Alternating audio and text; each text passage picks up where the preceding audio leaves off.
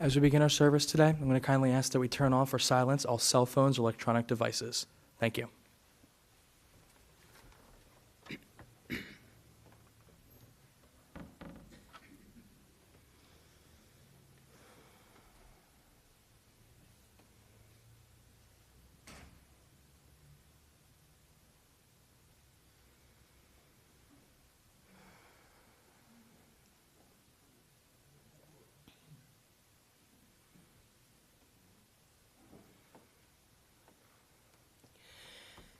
Esainai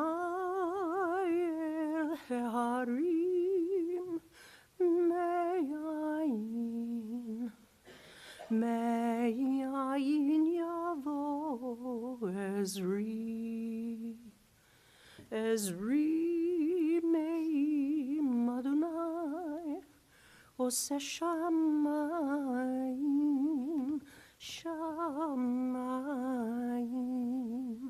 va'aretz aliti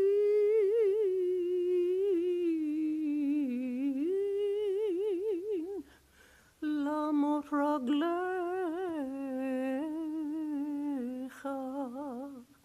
al yanum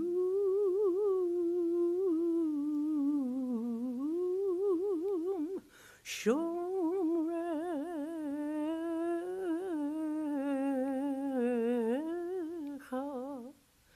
hinei lo yanum v'lo yishan shomer Yisrael Adonai shomrecha Adonai tzilcha al yad yeminecha Yomam hashemesh lo yakeka v'yareach balayla Adonai yishmorcha mikora yishmor et nafshecha Adonai yishmar tzetecha uvoecha me'ata ve'ad olam.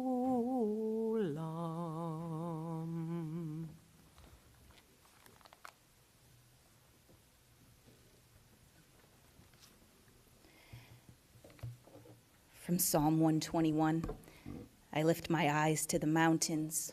What is the source of my help? My help comes from Adonai, the maker of heaven and earth. God will not let your foot give way, your protector will not slumber. See, the protector of Israel neither slumbers nor sleeps. God is your guardian. God is your protection at your right hand. The sun will not strike you by day, nor the moon by night. God will guard you from all harm. God will guard your soul, your going and coming, now and forever. As we join together this afternoon, we welcome you and thank you for being here, to show up, to be a shoulder for the family to lean on, to pause for a while and sit with your own memories of Howie brings even more honor to his memory and is truly a sacred act.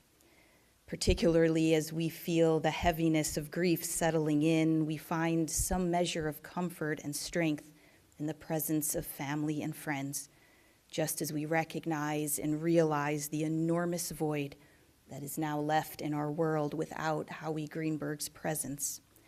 To Liz, Stephen, Ellen, and your families, to Howie's grandchildren and extended family, we offer you the deepest condolences of our hearts, and we offer you our presence that we may be of support to you as you walk through the valley of the shadow. I'm Rabbi Jennifer Frankel from Congregation Kol Ami, and I'm joined here by Rabbi Adres and Cantor Hockman, also from Congregation Kol Ami, the synagogue community where Howie and Liz have been members for nearly 50 years. A synagogue home where you have both given so much of your time and talents throughout the years, a place where you each have found such deep friendships, people with whom you have shared the journey of your lives.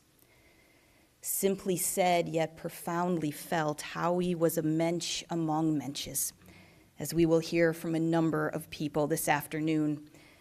When there was a need, Howie was there.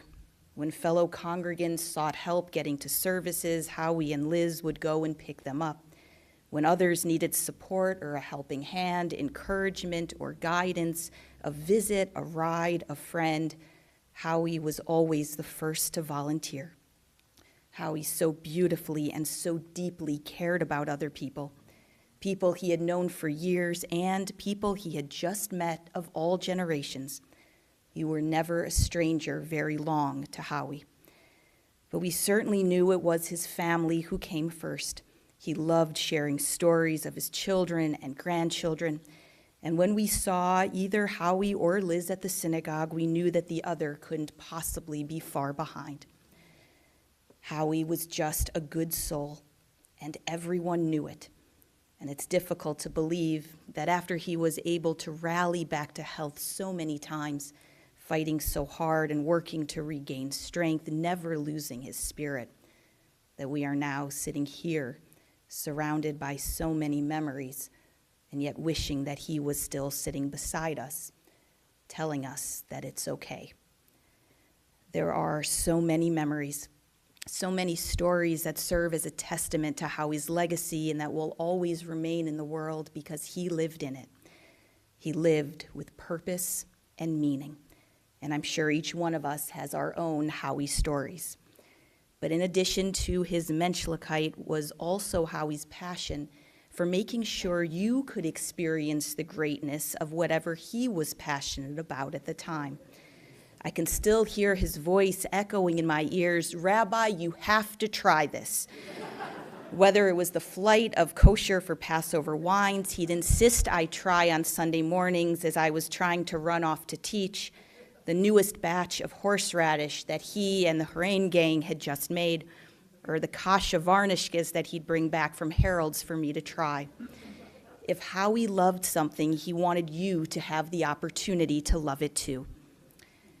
At this season on our Jewish calendar, as we have entered this month of Elul approaching the High Holy Days, our tradition asks us, commands us really, to choose life, to choose to enjoy this life for all it can offer, to embrace it even when we know it has the potential to break our hearts, to always act and live in such a way that the world is a better place because we have lived in it. Our Jewish tradition teaches that we gather for two purposes at a funeral.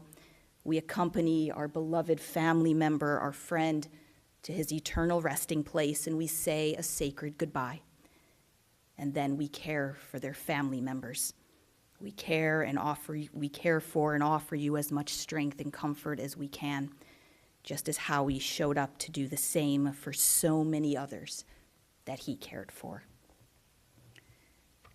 We continue with the words of our psalmist as we recite Psalm 23 together. The Lord is my shepherd, I shall not want. He maketh me to lie down in green pastures. He leadeth me beside the still waters. He restoreth my soul. He guideth me in straight paths for his name's sake. Yea, though I walk through the valley of the shadow of death, I will fear no evil, for thou art with me. Thy rod and thy staff, they comfort me. Thou preparest a table before me in the presence of mine enemies. Thou hast anointed my head with oil. My cup runneth over. Surely goodness and mercy shall follow me all the days of my life, and I shall dwell in the house of the Lord forever.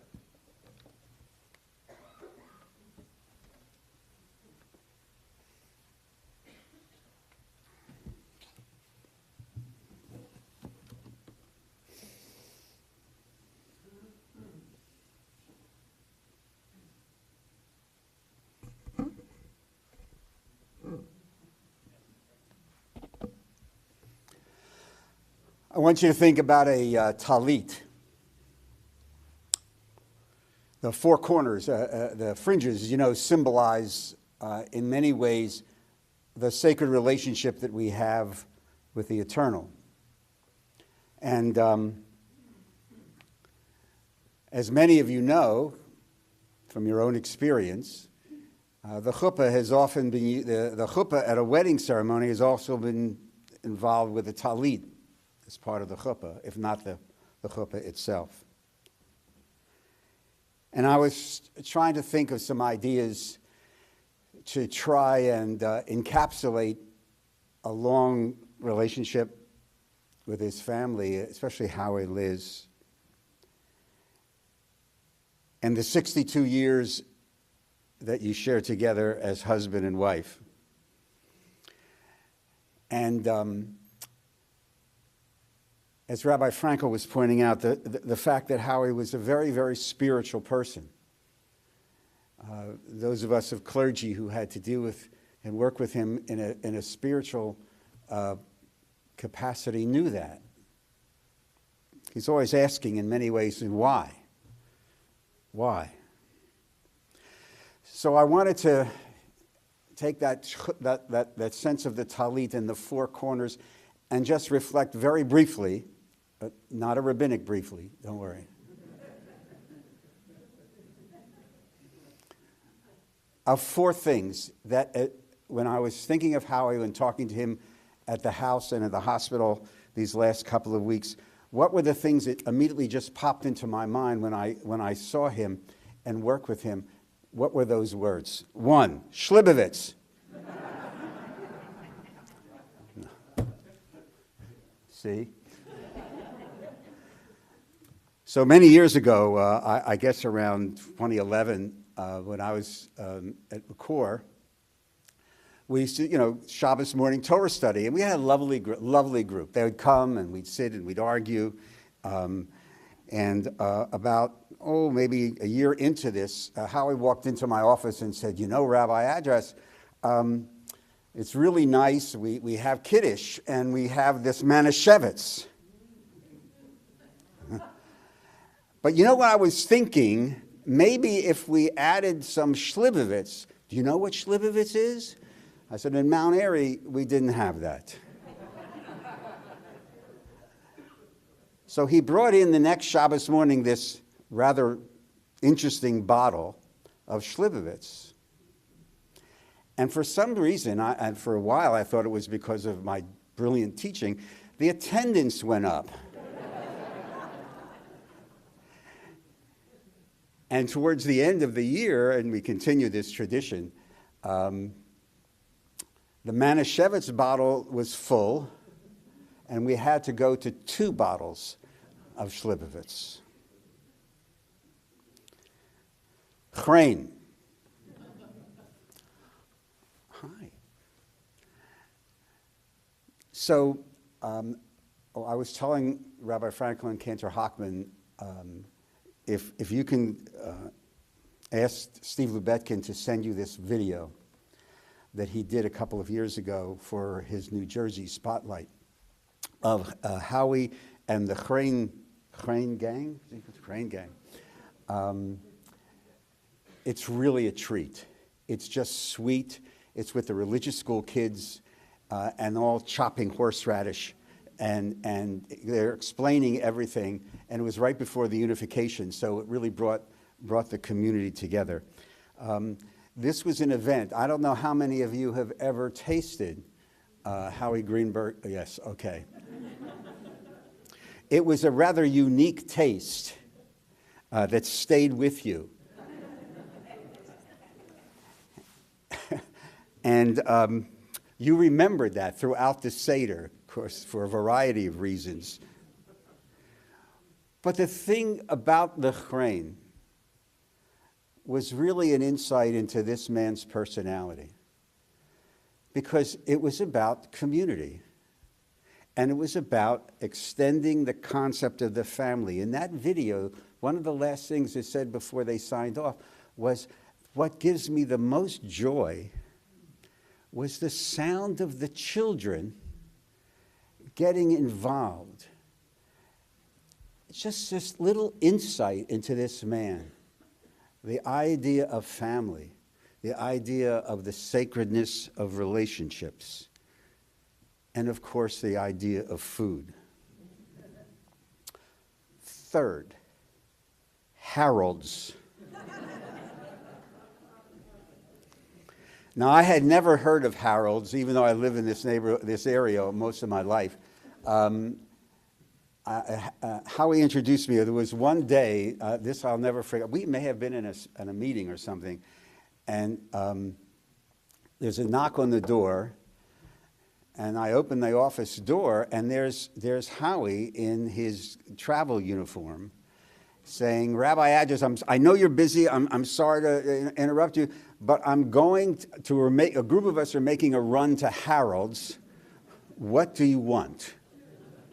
So I placed my order, and about 4 hours later, there's another knock on the door, and there was my order, a Harold's pound, which is, about that big, of turkey breast, whatever.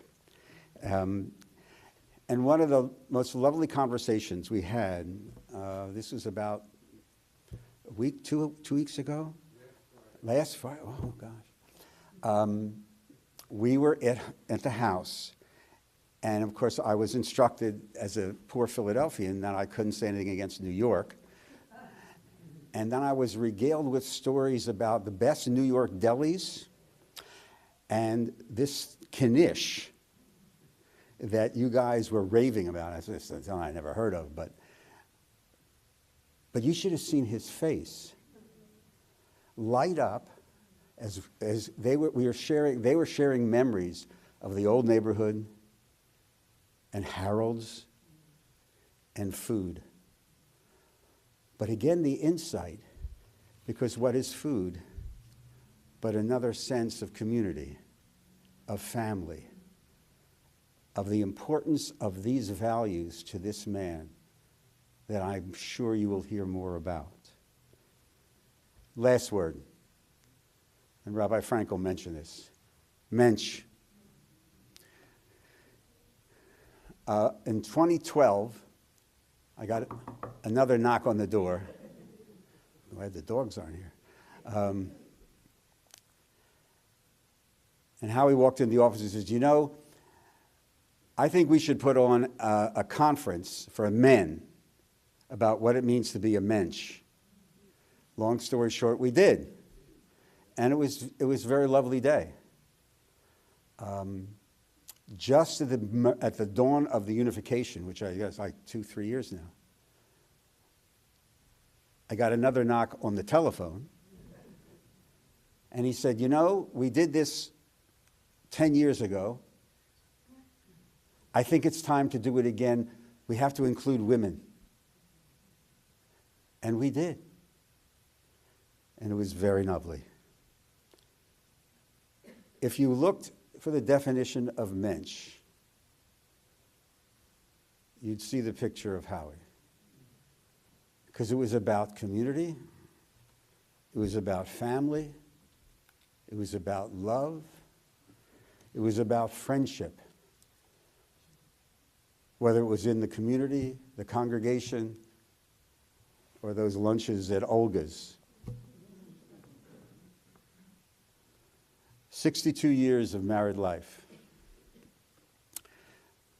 So we rabbis we like to play games with words and letters. 62, the samach and the bet in Hebrew.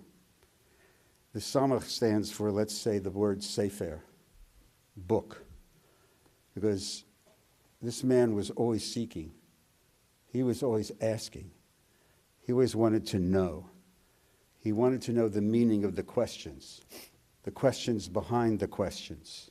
Always from a foundation of very, very powerful faith. A faith in his family, a faith in Eretz Yisrael, because he was a Chovevei Yisrael. A faith in the community, and a desire to continue to be nourished in that faith. And the bet, of course, is for blessing, for bracha.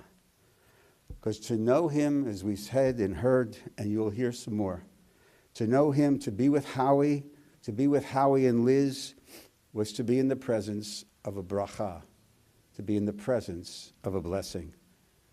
Your family, your love, your commitment to each other.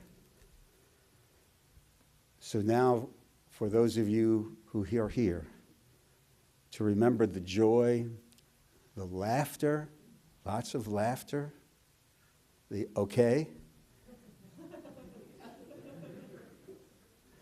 the why.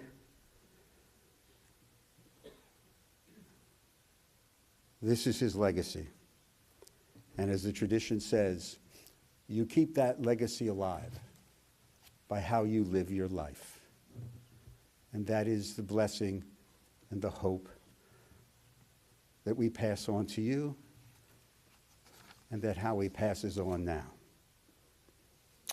To be a blessing, to learn, to love, and to laugh. Cantor Hockman.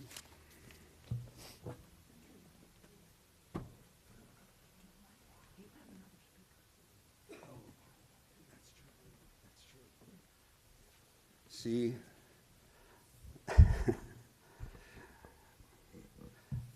sorry. I got famished. Alan? Where's Alan? Alan, yeah. Yes, sir. Bavakasha. No. I'm easy to follow.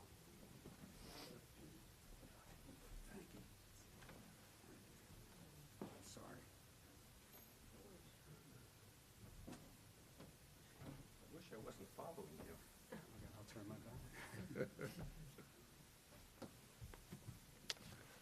back. First, I want to thank Elizabeth and the family for giving me the wonderful privilege to talk about Howie, because I loved Howie as much as anybody in this room. And much of what you heard Rabbi Frankel and Rabbi Adras talk about is what I'm going to talk about. We all saw Howie the same way. I mean, he was just an incredible person.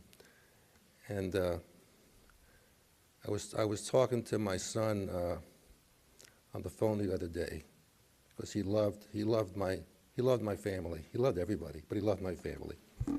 And Jeremy said to me, he started talking about Howie. He didn't even meet Howie that many times, but he says, I loved Howie's passion. And you heard that word.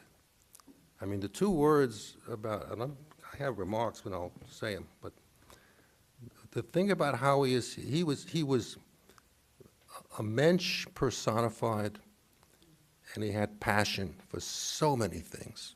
That's why I loved him. I mean, he was wonderful. He was so incredibly positive. You couldn't get him to say something bad about anyone, and believe me, they might have deserved it. He wouldn't do it. He wouldn't do it. It was not in his DNA.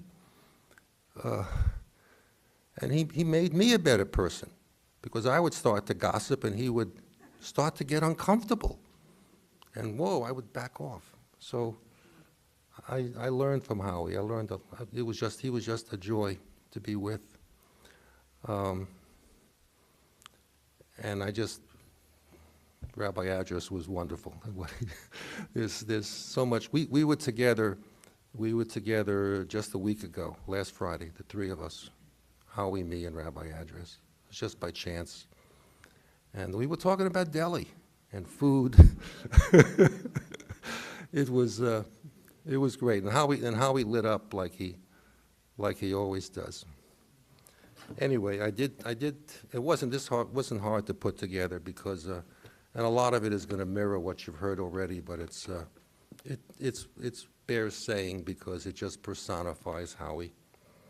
We lost a very special man this week. I've known Howie for maybe 40 years, and he has always shown himself to be a mensch in the truest and most extreme definition of what that means. He was always selfless, looking to engage himself with others in the most friendly and gentle way. He simply loved people and would often become friendly with a storekeeper, someone who was standing in line with him, and as I often thought, any warm body.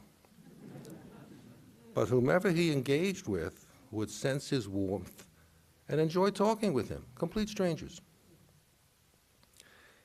He would, and this is, I know I said some of this, but bear with me.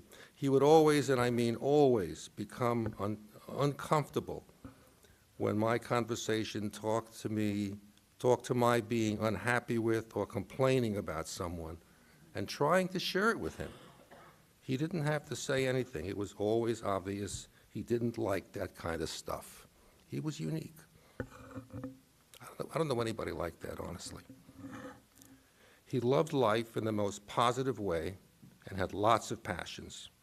That's one of the things I enjoyed most when I was with him. He loved good beer, sharing beer, and would create enjoyable venues at our synagogue featuring different microbrews. I think that was with you, my dear. He loved halva and would often bring some new exotic version to our synagogue men's lunches and pass the tub around the table. This is Turkish, this is Israeli, this is Greek, this is American, and so on. He created these synagogue lunches decades ago, and they continue to this day with a devoted bunch of lovers of food and good conversation. He created making horseradish or chrein in the synagogue kitchen at Passover time and teaching all his assistants, including many here today. I was one of the original grouper with him. How to grind the root, add the vinegar, maybe a little sugar and the beet juice for the red. Then on to bottling and labeling and eventually selling them in the synagogue on Sunday mornings.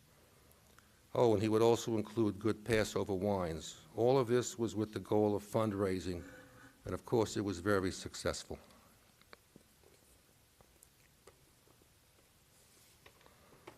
While I was visiting him just last Friday, I learned that the owner of the store where Howie bought all kinds of halva had come to the house and dropped off a tub.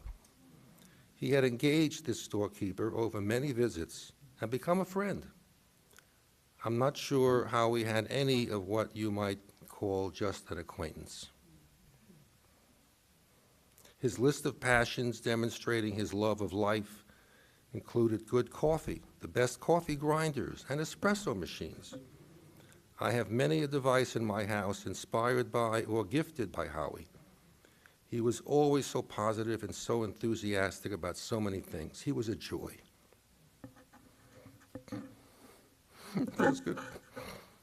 When my wife, I told myself I wasn't going to get emotional on this. When my wife was going through the nightmare of dementia, Howie was the only man outside of my family that I felt comfortable with regularly sharing her ever-changing downward progress. And why? Because he would always truly listen, which was so valuable to me. I am forever grateful to him for that support. And finally, he was always so generous with his time and willingness to help others. He was always ready to help friends needing a ride to a doctor or to a lunch date. When a good friend of his was in hospice at a local facility some years ago, Howie organized a visit to him on his birthday with me and a few other friends. We brought a birthday cake, and we all sang to him. It was so, so appreciated. The staff at the facility said they had never seen anything like that. Those of you who knew him well know what I'm talking about. That's why this room is so full. Rest in peace, Howard.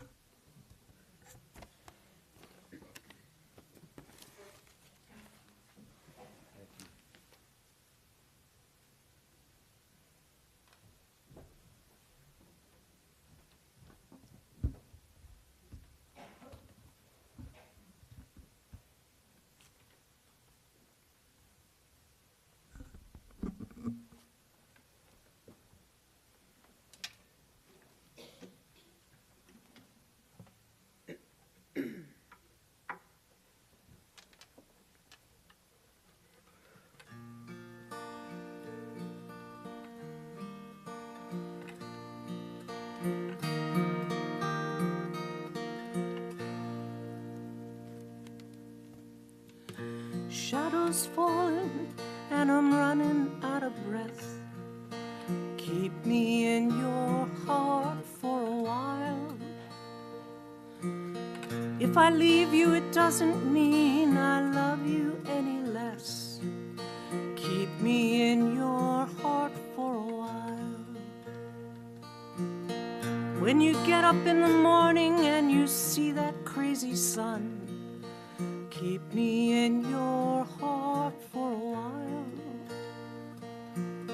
There's a train leaving nightly called When All Is Said and Done.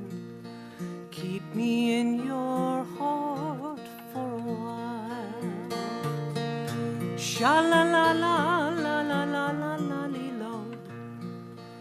Keep me in your heart for a while. Sha-la-la-la-la-la-la-la-li-lo.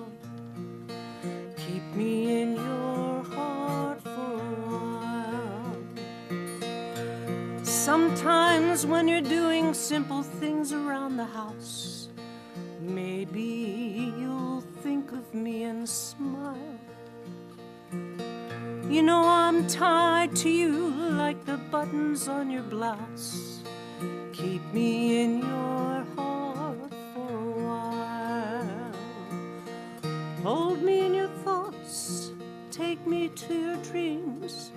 Touch me as I fall into view. When the winter comes, keep the fires lit, and I will be right next to you. Engine drivers headed north to Pleasant Stream, keep me in your heart for a while. These wheels keep turning, but they're running out of steam. Keep me in your heart for a while. Sha-la-la-la-la-la-la-la-li-lo. Keep me in your heart for a while. Sha-la-la-la-la-la-la-la-li-lo. Keep me in your heart for a while. Keep me in your heart for a while.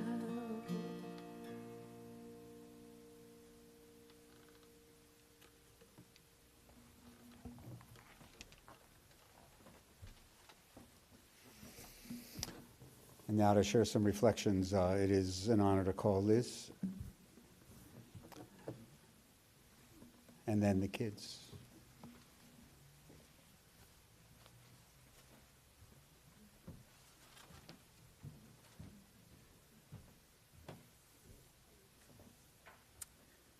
Okay.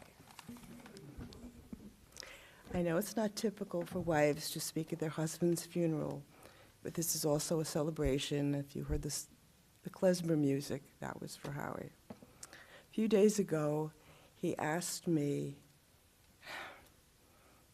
he said to me, "Did I do it right?"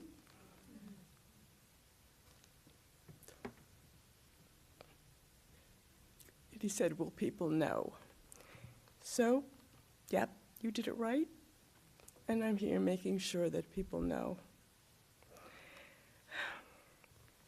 Just a little backstory how we arrived. Howie was born in New York City, and he had an older brother. Family moved to Port Jefferson, which is out on Long Island, when he was about 4, and they lived there till he was about 15 when his mother died of breast cancer. And this was the 50s, so his brother was in the Air Force, and his father didn't know what to do with a 15-year-old.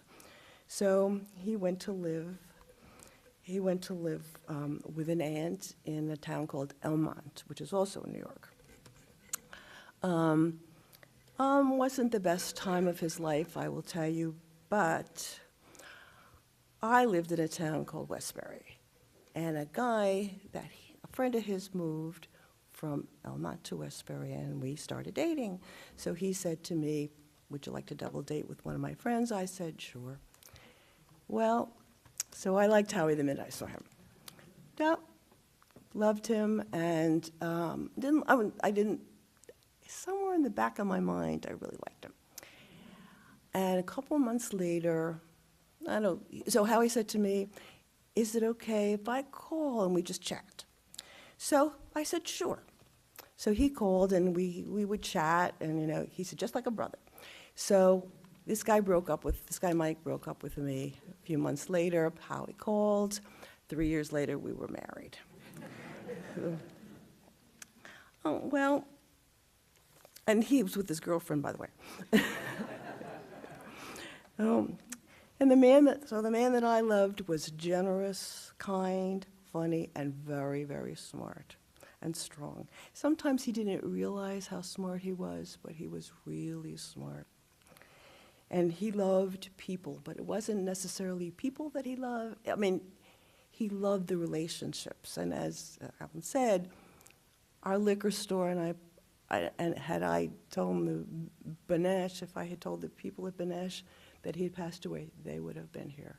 Because he didn't just go to the liquor store, he went to see Richie and Bill. And he brought them pretzels. He always brought them pretzels. That was the whole thing. But he used to say, I'm a salesman, I understand people. And he did. He understood people. Most of all, he was tough. He was strong and he was tough. He survived cancer 2 times, 2 heart attacks, open heart surgery, back problems, because he wanted to be with his family. He loved his family, and he wanted to be with his friends, and he loved B'Kor Shalom. Most of all, it was, of course, his family. He loved Stephen and Ellen. He was so proud of them, so proud of the people that they have become, proud of, loved Dina, loved Bob, loved the fact that, he always used to say that we are the Greenbergs. So whatever's going on outside, you just leave outside because it's the Greenbergs. And Stephen and Ellen are close, and Stephen and Bob and Ellen and Dina are close. And that made him so happy. That was what he wanted. And of course, he loved his grandchildren, Juliana, Ben, and Lily, or Her Majesty the Crown Prince and the Crown Princess. That anybody who knows that I said. So he loved a lot of things. And I'll miss him so much. Of course I will miss him, because of everything we did together. He loved the synagogue, he loved the surgery, he loved, as you said, the teaching of the kids. To him, the more importance of the horseradish was bringing the classes in so that they could say, and they could have horseradish that they made on their Seder table. Loved the men's club lunches. Loved beer, and all the years I knew him, he never was drunk. He and all his buddies like Mark, and we would drink beer. And Alan, they liked the taste of it. So of course we had to do a beer tasting, and anybody who remembers the beer tasting knew that we would have meetings, and the meetings were around my dining room table where we would taste beer, and I would provide a Trader Joe feast, and we would sort of talk. He loved music, he volunteered for Samaritan Hospice, he loved that.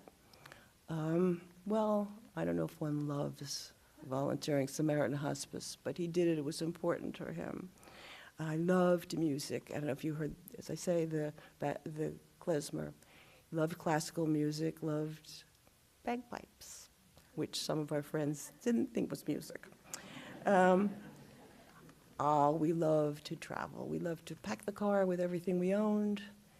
Every clothes we owned, put the car, a bunch of snacks, which my children will tell you there were always snacks in our house.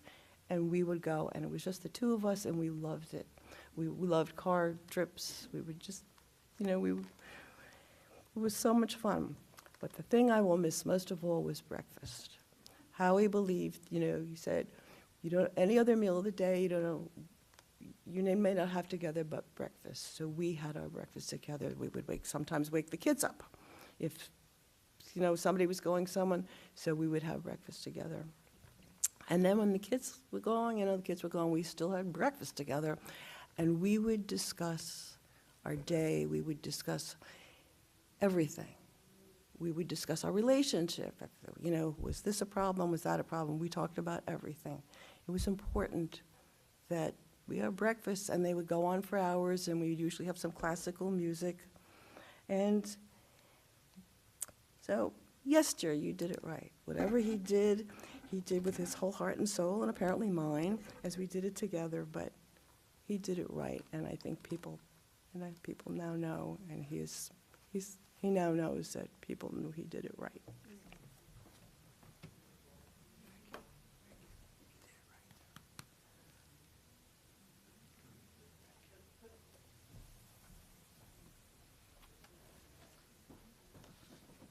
Stephen, Ellen?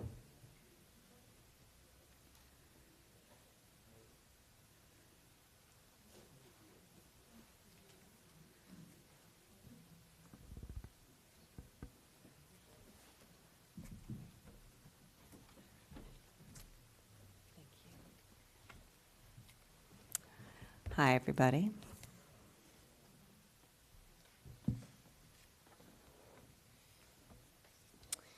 So I'm Ellen, his daughter. When I think of my dad, I think of many things, but as everybody has mentioned, he is a man of many, many hobbies. Many, many hobbies. And when we were kids and throughout his life, we camped. We had a camper. We sailed. We did Sea Explorers. Well, actually, Stephen did Sea Explorers much better than I did. I flunked out, but that's a whole other story. And he became a cyclist, and he made chocolate syrup rather well. And he always wanted me to have hobbies, right? He's always really excited when I had hobbies. And so when I was really little, I loved arts and crafts. So, you know, I always had crayons and markers around. I always had paper. I had paper around. I had pictures of everything. I would write little books and things. And he also believed at the same time that I was very, very smart and very, very capable, which is great. You know, that's what you want your father to believe when you're 7, you know, is that you can do anything and super, super smart. But I sometimes think that I always think it's Ellen optimism, but I actually think it's Howie optimism. So what he did was he gave me a soldering iron and a piece of wood and said, you can draw on the soldering iron, you know, on the wood with the soldering iron. And I think about that today. It's like, who would give a 7-year-old? And it's not like it happened once. There's a picture out there of a sailboat burnt into a piece of wood that I had drawn on, and that was my masterpiece. And I had to be like 8 or 9. So I was doing this for a long time. I think my mom just didn't want to know about it. I think she was just like, I don't know how he's doing. But he believed in me, was not concerned that I would burn the house down or burn myself, but no, so that was my dad, you know, wanted to make sure that I had what I needed and that he believed that I could do as long as I had the tools that I needed. That was the other thing too. It's like, if you have the right tools, you will succeed. The other thing is, he loved, as everyone has said, he loves people. He loves connecting with people. He didn't do small talk. He wanted to just connect with you right away. He wanted to know how you were doing. And, you know, like my mom said, he would want to do right by them. And he was always wrestling, always thinking, you know, whenever... You know, so I lived in Boston, but even when I was living at home, he was wrestling with big issues. You know, what is love? What is technology doing? What is death? You know, because he's always, you know, had been sick. So, you know, what is death and how do I want to die? And politics and religion and the synagogue and oh my God, Steve and I were always updated on what's going on in the synagogue, even though we weren't members. By the way. It was like Game of Thrones. Like, we knew. And it was amazing, you know. He always wanted to talk about this stuff. And as my mom talked about their breakfasts, that they would have these breakfasts, they would get up and that they would talk. And so when I got a little older and I would drink, he would want to talk in the morning, and, he got up early and he made coffee, and I'm not a morning person. I need my coffee. So I would get up at 7 a.m. and he would want to talk. He would want to know that I was okay. And I was like, I just need my coffee. And he would get frustrated with me. I'm like, Dad, please let me wake up. So it became this like running joke that's like, I know you don't like to talk in the morning, but. And he has said this to more than one family member, that, yes, I'm getting nods, that just, yes, I know you don't like to talk in the morning, but. And then there was always the, I know you don't like to talk in the morning, but you need to try this cherry jam. But you need to try this. But you need to try this. And you're like, all right, fine. So it was alternately charming. So maybe we got him to understand that caffeine is sort of the lifeblood of this house. And you'll hear more about caffeine. But right, like, how much he loved coffee. So he understood that we needed coffee to wake up, to be able to talk to him about these issues. Let's see. Once I moved away, I went to Boston for college, and I was one of those New Jersey people that go to Boston for college and never come home. There's that corridor. Our conversations continued, albeit more caffeinated, and it was always on Sundays. So I had a standing date on Sunday morning with my parents via the phone, and my mom and I talked first. And we covered a lot. And my dad would be, I assume, sitting next to you. Was he sitting next to you? Mom's nodding her head. And then Dad would get on the phone and say, you don't need to repeat. I heard Mom's half. We're good. I was like, all right, yeah. And so I was like, you don't want to know about X? No, I don't. No. All I want to know is that you're okay. Are you okay? Are you okay, kid? Yeah, actually, I'm okay. And sometimes he believed me, and sometimes he didn't. So he would, kind of poke and prod, and he could kind of tell the intonation in my voice, because he's Howie, right? He knows people. And then we moved into whatever he was wrestling with in his life. What was he thinking about in the synagogue? I heard about Mensch. We talked about the new Mensch conference, and do we involve women? That was important. He and I talked about that one for a long time. We talked about his health. We talked about politics. So much about the synagogue, about the men's club. Who do we invite to the men's club email list? That was like, we spent like, oh my God, so many phone calls talking about that. So many. What else did we talk about? Horseradish. Oh my God. That's like a whole other series, is horseradish, but the Colamy merger. He was so happy, by the way, with the Colamy merger. He thought it went really, really proud. He loved the way all the committees worked together. And, he really felt that, he struggled. He thought about it. And that's what I really admired about him, was that he jumped in head first. Whatever he believed in or he cared about, and he cared so much about the synagogue. And all of you. He cared about all of you so much. And he wanted to make sure it was right for all of you. But then we moved into exercise. And of those who know about Howie and exercise, what he was doing, the gym he was going to, what his exercise routine was. And then there was the cautious, well, Dad, I really don't think you should be doing a bench press without a spotter. Yeah, okay, that's great. But like, can we talk about? But so anyway, there was always a little back and forth of that. But but then we always got back to my mom. Always my mom. My mom, who was on a pedestal. Loved my mom. And it was such a gift to me to see how much he loved my mom.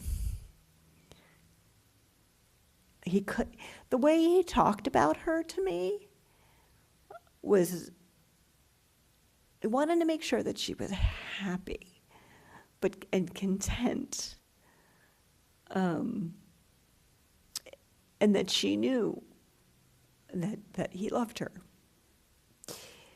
They were quite the team.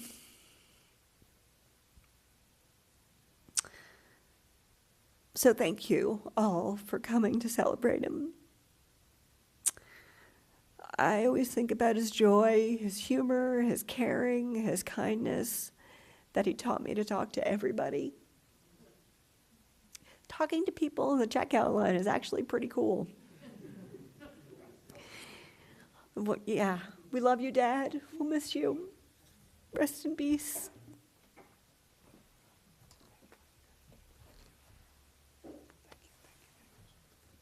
Steve?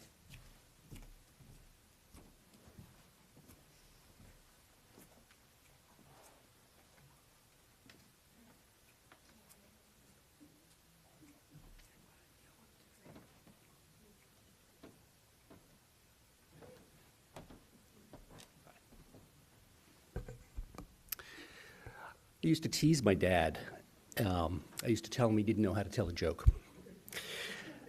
So, I know what you're thinking. He's a salesman. He must have had a million jokes. He had a million anecdotes, right? He could talk to anybody about anything. That's what everybody says. So I always think of this one story where he was installing some equipment on the top of a hospital. And my father, you know the story. My father, the non-engineer in the group, had suggested something that had solved the problem. And I heard this story a dozen times, and I still don't know which hospital it was or what the problem was or whether it had even worked or what his solution was. But when he told the story, it was a series of conversations and phone calls. And I'd say, Dad, give me a noun, give me a verb, tell me something that happened. And this event, whatever it was, you know as much about it as I do now. It happened in the 80s, and it took many tellings for me to realize that he was telling the story just right. And actually, it was a triumph, and I had completely missed the point. To me, it was a story about putting something on the roof of a hospital and solving a problem, but it wasn't. It was really a story about how my father had brought together a group of people and how he had been an important part of that group of people and how they had accomplished something together. That was the story. The story was about bringing the people together. And he'd sometimes try to recount some funny thing he'd said, how he'd made someone laugh during the day. And he never remembered what the funny thing was. He'd hand wave that away. That wasn't the part of the story. The part of the story that mattered was the person he'd said it to and how that person had laughed. That's what my dad actually cared about.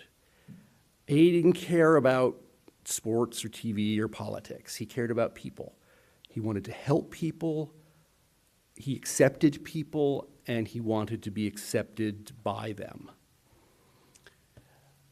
Many of you here today knew my father almost as long as I did, some 50 years. So you might also remember the change that happened to him in 1992. That's the year he got cancer for the first time. That's the first time a doctor told him he was going to die. 1992. He told me it completely upended his priorities. And having known him before and after that happened, I can tell you it was true. And he said he was going to spend the rest of his life making my mother happy and helping at the synagogue. And those things and Samaritan were pretty much all he talked about for the next 30 years. The men's club, the horseradish, the idea that there might be good kosher for Passover wine. There is not. The idea that Slivovitz is good, it is not.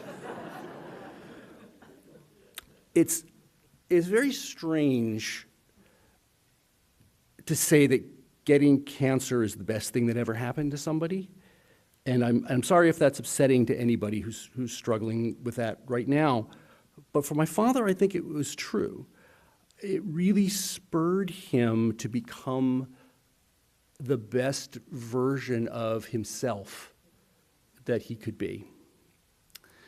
And because his own childhood was difficult, he worked hard to make things easy for Ellen and me. As my mom mentioned, his mother passed away when he was a teenager. His father was a complicated man who wasn't always present and wasn't always a positive force in my dad's life. Dad promised himself he'd be a better father than his own had been, and he was, much, much better. And he and I would often discuss fatherhood, the things he thought he'd got right and wrong, and his observations about me as a father. And it meant a lot to me when he told me he was proud of the job I had done. And I always told him he was too hard on himself, and anything good he saw in me was something I had learned from him. Compassion, empathy, always seeing in the best in people, that's my dad. So in closing, now that he's gone, I can finally admit something. I can tell you the awful truth, which is that he made terrible coffee. Every 6 months, there would be some new coffee maker or special grinder, some new recipe. The basement is chock full of coffee gadgets, but it was his white whale. Steve Weichert has been so generous over the years giving us coffee, and I promise this is no reflection on Steve. The beans were good. He was making bad coffee before we met you, and I have no doubt that when my father and I meet in the next world, he will greet me with a bad cup of coffee and tell me that he finally got it right this time. So rest in peace, Dad. You did it right, and people know, and we love you. Thank you.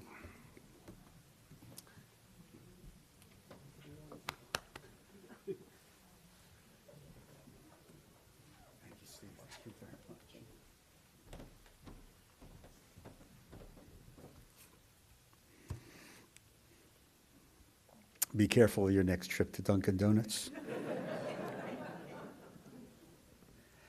So many memories, laughter, love. We rise for the memorial prayer of our tradition, the El Mole Rachamim.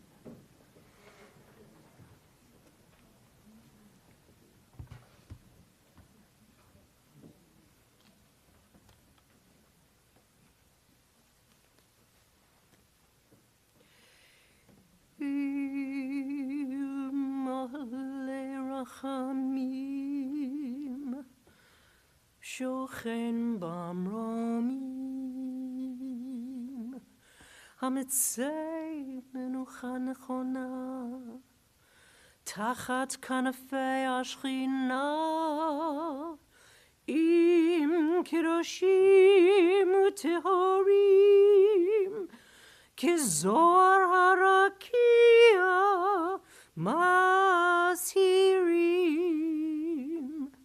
את נשמת חיים בן ישראל ואתר שהלך לעולמו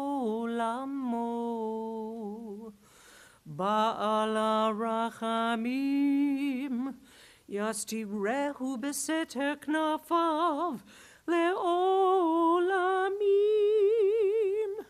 ויצרור בצרור החיים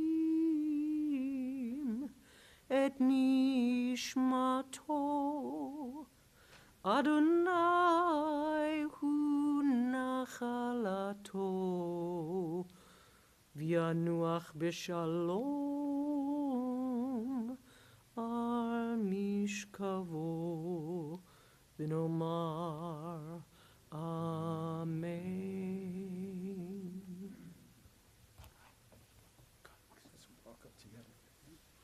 Compassionate God, eternal Spirit of the universe, grant now perfect rest into your eternal sheltering presence to our beloved Howie Greenberg, who has now entered into eternity.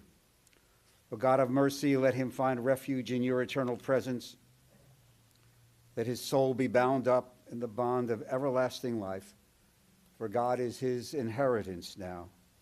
May he rest in peace, and let us say in love and life and as a community, Amen. amen. Please be seated. The following announcements the family has asked us to make. Interment will follow immediately at Locustwood. Minyanim, Shiva Minyans will take place Saturday, Sunday, Monday, and Tuesday at the family home 208 Harvest at 7 p.m. The service is at 7 p.m. The family has also requested that on Monday, no visitors, no visitation to begin until 6 p.m. Is that correct? Okay. So again, Sunday, Monday, Tuesday, Sunday, Monday, Saturday, Sunday, Monday, Tuesday, 7 p.m. Family will receive visitors back at the family home following the internment. 3 o'clock on Sunday. Okay? No, it's okay.